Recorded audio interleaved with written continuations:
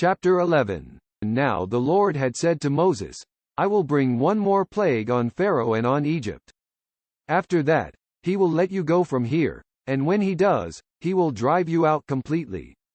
Tell the people that men and women alike are to ask their neighbors for articles of silver and gold. The Lord made the Egyptians favorably disposed toward the people, and Moses himself was highly regarded in Egypt by Pharaoh's officials and by the people. So Moses said, This is what the Lord says, about midnight I will go throughout Egypt. Every firstborn son in Egypt will die, from the firstborn son of Pharaoh, who sits on the throne, to the firstborn son of the slave girl, who is at her handmill, and all the firstborn of the cattle as well. There will be loud wailing throughout Egypt, worse than there has ever been or ever will be again. But among the Israelites not a dog will bark at any man or animal. Then you will know that the Lord makes a distinction between Egypt and Israel. All these officials of yours will come to me, bowing down before me and saying, Go, you and all the people who follow you. After that I will leave. Then Moses, hot with anger, left Pharaoh. The Lord had said to Moses, Pharaoh will refuse to listen to you, so that my wonders may be multiplied in Egypt. Moses and Aaron performed all these wonders before Pharaoh. But the Lord hardened Pharaoh's heart, and he would not let the Israelites go out of his country. Chapter 12. The Lord said to Moses and Aaron in Egypt, This month is to be for you the first month of your year. Tell the whole community of Israel that on the 10th day of this month each man is to take a lamb for his family, one for each household. If any household is too small for a whole lamb, they must share one with their nearest neighbor, having taken into account the number of people there are. You are to determine the amount of lamb needed in accordance with what each person will eat. 5. The animals you choose must be year-old males without defect, and you may take them from the sheep or the goats. Take care of them until the 14th day of the month, when all the people of the community of Israel must slaughter them at twilight. Then they are to take some of the blood and put it on the sides and tops of the doorframes of the houses where they eat the lambs. That same night they are to eat the meat roasted over the fire, along with bitter herbs, and bread made without yeast. Do not eat the meat raw or cooked in water, but roast it over the fire, head, legs and inner parts. Do not leave any of it till morning. If some is left till morning, you must burn it. This is how you are to eat it, with your cloak tucked into your belt, your sandals on your feet and your staff in your hand. Eat it in haste, it is the Lord's Passover. On that same night I will pass through Egypt and strike down every firstborn, both men and animals, and I will bring judgment on all the gods of Egypt. I am the Lord. The blood will be a sign for you on the houses where you are, and when I see the blood, I will pass over you. No destructive plague will touch you when I strike Egypt. This is a day you are to commemorate for the generations to come. You shall celebrate it as a festival to the Lord, a lasting ordinance. For 7 days you are to eat bread made without yeast. On the first day remove the yeast from your houses, for whoever eats anything with yeast in it from the first day through the 7th must be cut off from Israel. On the first day hold a sacred assembly, and another one on the 7th day. Do no work at all on these days, except to prepare food for everyone to eat. That is all you may do. Celebrate the feast of unleavened bread, because it was on this very day that I brought your divisions out of Egypt. Celebrate this day as a lasting ordinance for the generations to come. In the first month you are to eat bread made without yeast, from the evening of the 14th day until the evening of the 21st day. For 7 days no yeast is to be found in your houses. And whoever eats anything with yeast in it must be cut off from the community of Israel, whether he is an alien or native born. Eat nothing made with yeast. Wherever you live, you must eat unleavened bread. Then Moses summoned all the elders of Israel and said to them, Go at once and select the animals for your families and slaughter the Passover lamb. Take a bunch of hyssop, dip it into the blood in the basin and put some of the blood on the top and on both sides of the doorframe. Not one of you shall go out the door of his house until morning, when the Lord goes through the land to strike down the Egyptians. He will see the blood on the top and sides of the doorframe and will pass over that doorway, and he will not permit the destroyer to enter your houses and strike you down. Obey these instructions as a lasting ordinance for you and your descendants. When you enter the land that the Lord will give you as he promised, observe this ceremony. And when your children ask you, "What does this ceremony mean to you?" then tell them, "It is the Passover sacrifice to the Lord, who passed over the houses of the Israelites in Egypt and spared our homes when he struck down the Egyptians."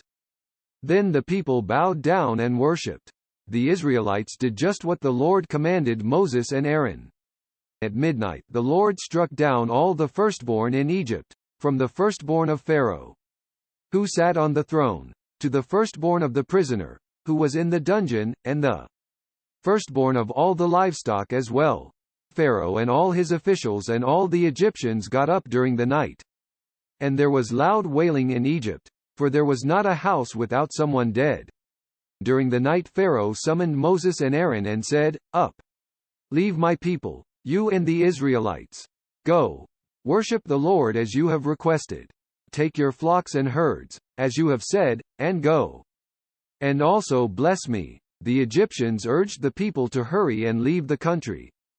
For otherwise, they said, "We will all die." So the people took their dough before the yeast was added, and carried it on their shoulders in kneading troughs wrapped in clothing. 5. The Israelites did as Moses instructed and asked the Egyptians for articles of silver and gold and for clothing.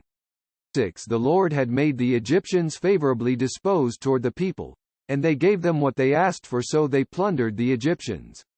7. The Israelites journeyed from Ramesses to Succoth. There were about 600,000 men on foot, besides women and children. Many other people went up with them, as well as large droves of livestock, both flocks and herds.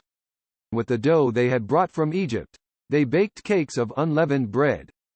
The dough was without yeast because they had been driven out of Egypt and did not have time to prepare food for themselves. Now the length of time the Israelite people lived in Egypt was 430 years.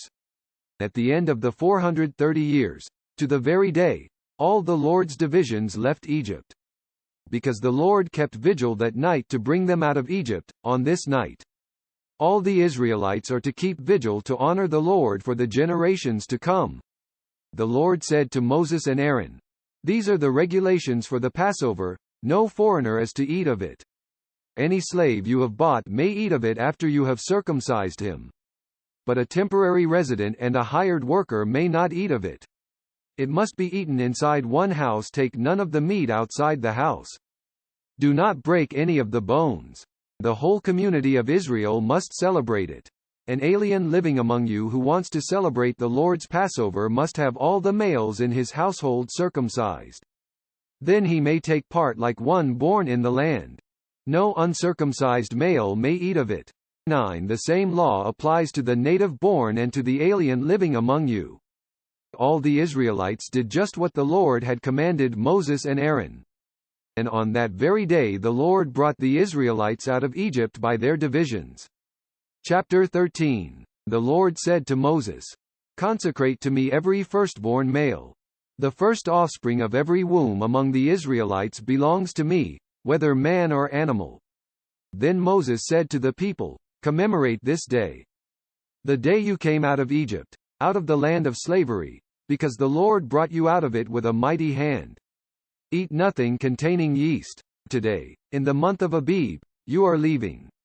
When the Lord brings you into the land of the Canaanites, Hittites, Amorites, Hivites and Jebusites, the land he swore to your forefathers to give you, a land flowing with milk and honey, you are to observe this ceremony in this month. For 7 days eat bread made without yeast, and on the 7th day hold a festival to the Lord. Eat unleavened bread during those 7 days. Nothing with yeast in it is to be seen among you, nor shall any yeast be seen anywhere within your borders.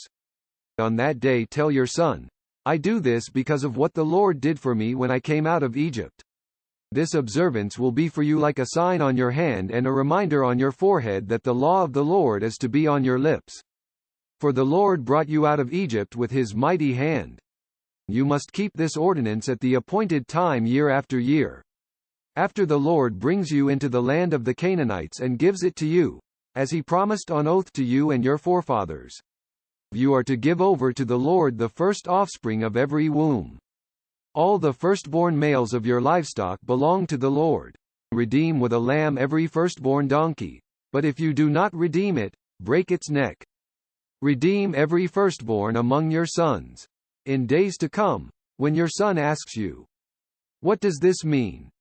say to him, "With a mighty hand the Lord brought us out of Egypt, out of the land of slavery. When Pharaoh stubbornly refused to let us go, the Lord killed every firstborn in Egypt, both man and animal. This is why I sacrifice to the Lord the first male offspring of every womb and redeem each of my firstborn sons. And it will be like a sign on your hand and a symbol on your forehead that the Lord brought us out of Egypt with his mighty hand." When Pharaoh let the people go, God did not lead them on the road through the Philistine country, though that was shorter. For God said, if they face war, they might change their minds and return to Egypt. So God led the people around by the desert road toward the Red Sea. The Israelites went up out of Egypt armed for battle. Moses took the bones of Joseph with him because Joseph had made the sons of Israel swear an oath. He had said, "God will surely come to your aid, and then you must carry my bones up with you from this place." After leaving Succoth they camped at Etham on the edge of the desert. By day the Lord went ahead of them in a pillar of cloud to guide them on their way. And by night in a pillar of fire to give them light, so that they could travel by day or night. Neither the pillar of cloud by day nor the pillar of fire by night left its place in front of the people. Chapter 14. Then the Lord said to Moses, "Tell the Israelites to turn back and encamp near Pi-hahiroth, between Migdol and the sea. They are to encamp by the sea, directly opposite Baal-zephon. Pharaoh will think, the Israelites are wandering around the land in confusion, hemmed in by the desert. And I will harden Pharaoh's heart, and he will pursue them. But I will gain glory for myself through Pharaoh and all his army, and the Egyptians will know that I am the Lord." So the Israelites did this. When the king of Egypt was told that the people had fled, Pharaoh and his officials changed their minds about them and said, "What have we done? We have let the Israelites go and have lost their services." So he had his chariot made ready and took his army with him. He took 600 of the best chariots, along with all the other chariots of Egypt, with officers over all of them.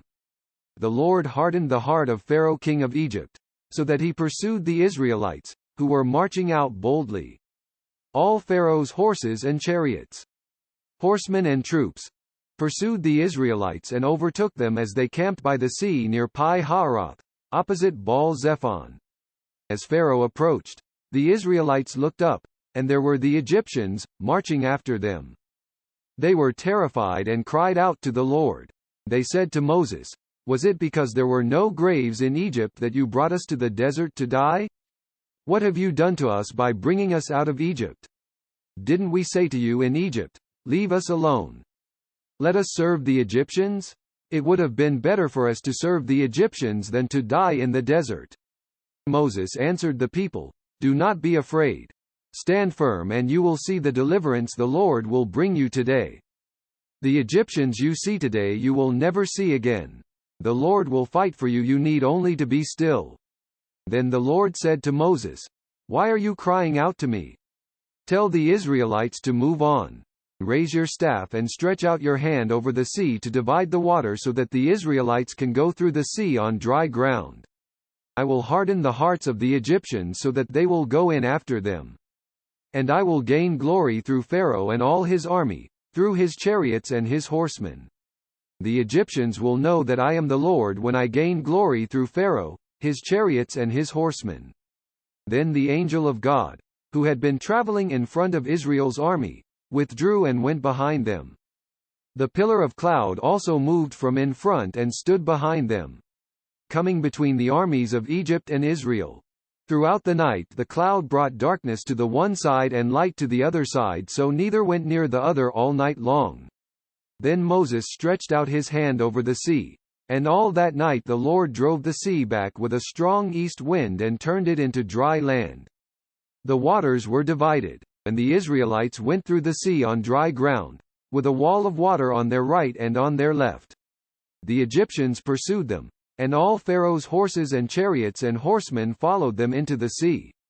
During the last watch of the night the Lord looked down from the pillar of fire and cloud at the Egyptian army and threw it into confusion. He made the wheels of their chariots come off so that they had difficulty driving. And the Egyptians said, "Let's get away from the Israelites. The Lord is fighting for them against Egypt." Then the Lord said to Moses, "Stretch out your hand over the sea so that the waters may flow back over the Egyptians and their chariots and horsemen." And Moses stretched out his hand over the sea, and at daybreak the sea went back to its place. The Egyptians were fleeing toward it, and the Lord swept them into the sea. The water flowed back and covered the chariots and horsemen, the entire army of Pharaoh that had followed the Israelites into the sea. Not one of them survived. But the Israelites went through the sea on dry ground, with a wall of water on their right and on their left. That day the Lord saved Israel from the hands of the Egyptians, and Israel saw the Egyptians lying dead on the shore. And when the Israelites saw the great power the Lord displayed against the Egyptians, the people feared the Lord and put their trust in him and in Moses his servant. Chapter 15. Then Moses and the Israelites sang this song to the Lord. I will sing to the Lord, for he is highly exalted. The horse and its rider he has hurled into the sea. The Lord is my strength and my song, he has become my salvation. He is my God, and I will praise him, my father's God, and I will exalt him. The Lord is a warrior, the Lord is his name. Pharaoh's chariots and his army he has hurled into the sea. The best of Pharaoh's officers are drowned in the Red Sea. The deep waters have covered them, they sank to the depths like a stone. Your right hand, O Lord, was majestic in power. Your right hand, O Lord, shattered the enemy. In the greatness of your majesty you threw down those who opposed you. You unleashed your burning anger, it consumed them like stubble.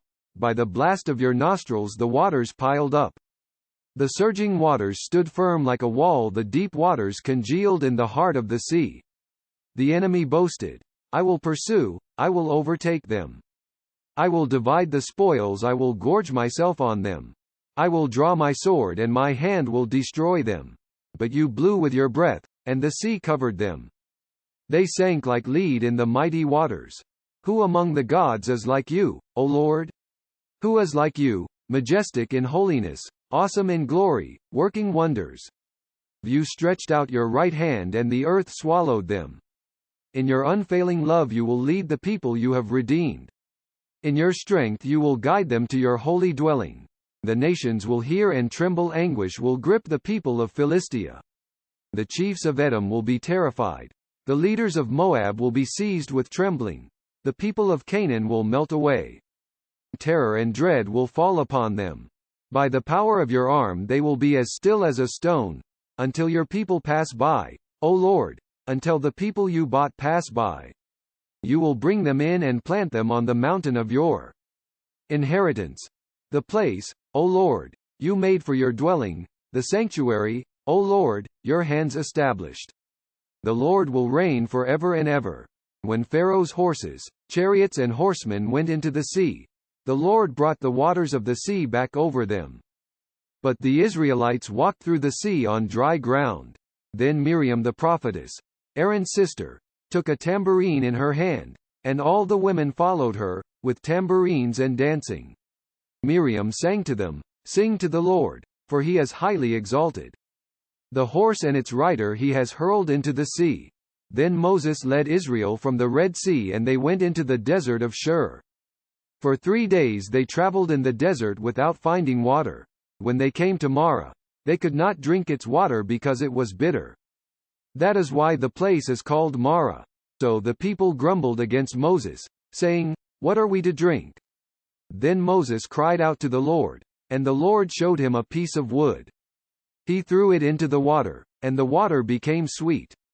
There the Lord made a decree and a law for them, and there he tested them.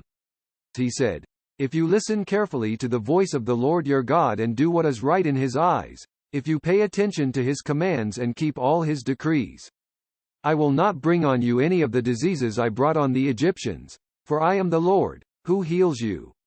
Then they came to Elim, where there were 12 springs and 70 palm trees, and they camped there near the water. Chapter 16. The whole Israelite community set out from Elim and came to the desert of Sin, which is between Elim and Sinai, on the 15th day of the second month after they had come out of Egypt. In the desert the whole community grumbled against Moses and Aaron. The Israelites said to them, "If only we had died by the Lord's hand in Egypt. There we sat around pots of meat and ate all the food we wanted. But you have brought us out into this desert to starve this entire assembly to death." Then the Lord said to Moses, "I will rain down bread from heaven for you. The people are to go out each day and gather enough for that day. In this way I will test them and see whether they will follow my instructions." 165 On the sixth day they are to prepare what they bring in, and that is to be twice as much as they gather on the other days. So Moses and Aaron said to all the Israelites, "In the evening you will know that it was the Lord who brought you out of Egypt. And in the morning you will see the glory of the Lord, because he has heard your grumbling against him. Who are we, that you should grumble against us?" Moses also said, "You will know that it was the Lord when he gives you meat to eat in the evening, and all the bread you want in the morning, because he has heard your grumbling against him. Who are we? You are not grumbling against us, but against the Lord." Then Moses told Aaron, "Say to the entire Israelite community, 'Come before the Lord, for he has heard your grumbling.'" While Aaron was speaking to the whole Israelite community, they looked toward the desert, and there was the glory of the Lord appearing in the cloud. The Lord said to Moses, "I have heard the grumbling of the Israelites. Tell them, at twilight you will eat meat, and in the morning you will be filled with bread. Then you will know that I am the Lord your God." That evening quail came and covered the camp, and in the morning there was a layer of dew around the camp. When the dew was gone, thin flakes like frost on the ground appeared on the desert floor. When the Israelites saw it, they said to each other, "What is it?" For they did not know what it was. Moses said to them, "It is the bread the Lord has given you to eat. This is what the Lord has commanded, each one is to gather as much as he needs. Take an omer for each person you have in your tent." The Israelites did as they were told. Some gathered much, some little. And when they measured it by the omer, he who gathered much did not have too much, and he who gathered little did not have too little. Each one gathered as much as he needed. 16:19 Then Moses said to them, "No one is to keep any of it until morning." However, some of them paid no attention to Moses. They kept part of it until morning, but it was full of maggots and began to smell. So Moses was angry with them. Each morning everyone gathered as much as he needed, and when the sun grew hot, it melted away. On the sixth day, they gathered twice as much, 2 omers for each person.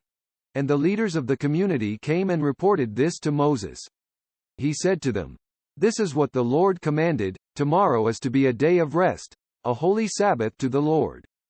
So bake what you want to bake and boil what you want to boil. Save whatever is left and keep it until morning."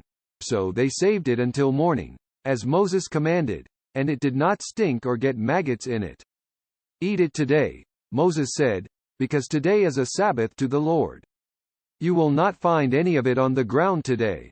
6 days you are to gather it, but on the seventh day, the Sabbath, there will not be any." Nevertheless, some of the people went out on the seventh day to gather it, but they found none. Then the Lord said to Moses, "How long will you refuse to keep my commands and my instructions? Bear in mind that the Lord has given you the Sabbath. That is why on the sixth day he gives you bread for 2 days. Everyone is to stay where he is on the seventh day. No one is to go out." So the people rested on the seventh day. The people of Israel called the bread manna. It was white like coriander seed and tasted like wafers made with honey. Moses said, "This is what the Lord has commanded. Take an omer of manna and keep it for the generations to come, so they can see the bread I gave you to eat in the desert when I brought you out of Egypt."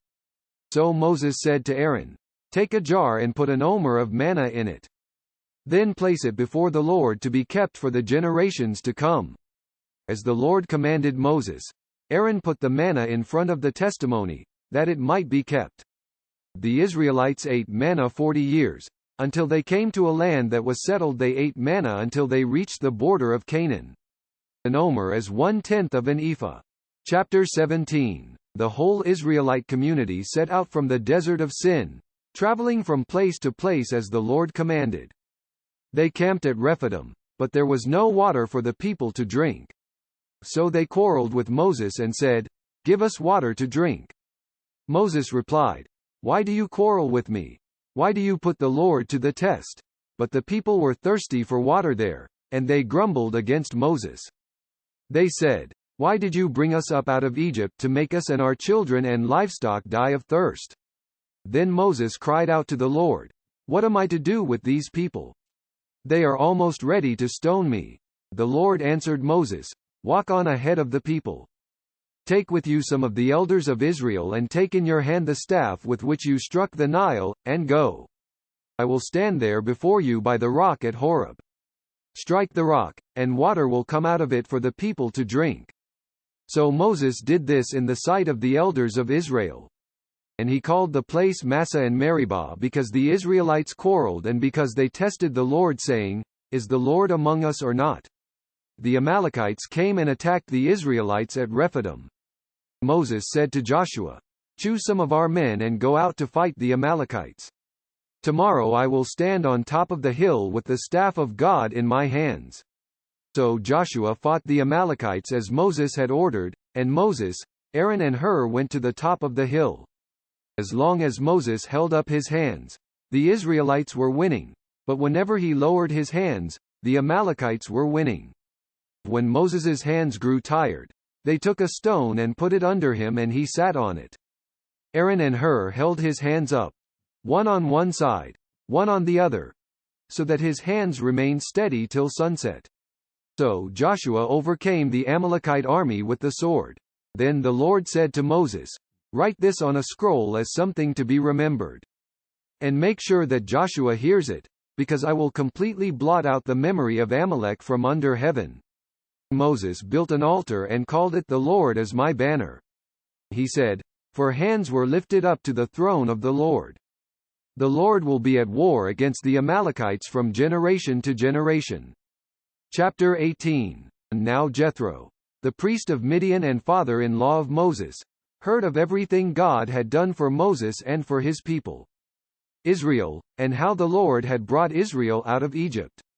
After Moses had sent away his wife Zipporah, his father-in-law Jethro received her and her 2 sons. One son was named Gershom, for Moses said, "I have become an alien in a foreign land." And the other was named Eleazar, for he said, "My father's God was my helper, he saved me from the sword of Pharaoh." Jethro, Moses's father-in-law, together with Moses's sons and wife, came to him in the desert, where he was camped near the mountain of God. Jethro had sent word to him, "I, your father-in-law Jethro, am coming to you with your wife and her 2 sons." So Moses went out to meet his father-in-law and bowed down and kissed him. They greeted each other and then went into the tent. Moses told his father-in-law about everything the Lord had done to Pharaoh and the Egyptians for Israel's sake, and about all the hardships they had met along the way and how the Lord had saved them. Jethro was delighted to hear about all the good things the Lord had done for Israel in rescuing them from the hand of the Egyptians. He said, "Praise be to the Lord, who rescued you from the hand of the Egyptians and of Pharaoh, and who rescued the people from the hand of the Egyptians. And now I know that the Lord is greater than all other gods, for he did this to those who had treated Israel arrogantly." Then Jethro, Moses's father-in-law, brought a burnt offering and other sacrifices to God.